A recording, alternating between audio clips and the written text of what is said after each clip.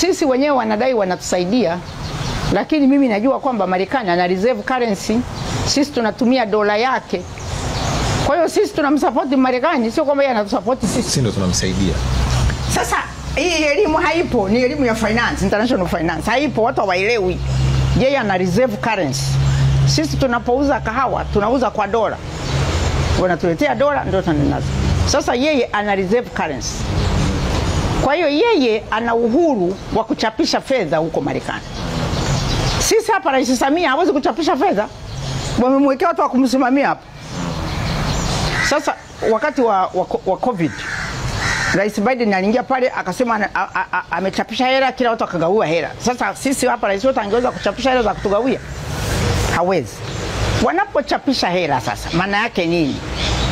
Wanapochapisha hela ambao ni utajiri hewa, haulindwi na thamani ya utajiri uliozalisha. Wanaolipa ni akina nani? Watumiaji wa hiyo hela. Kwa hiyo dunia nzima inamlipa Marekani, not the other way round.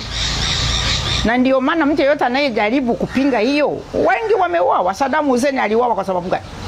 Si kwa sababu alisema yeye atauza mafuta yake kwa euro, wala kusema anauza kwa hela yake. Alisema mimi nitauza kwa euro.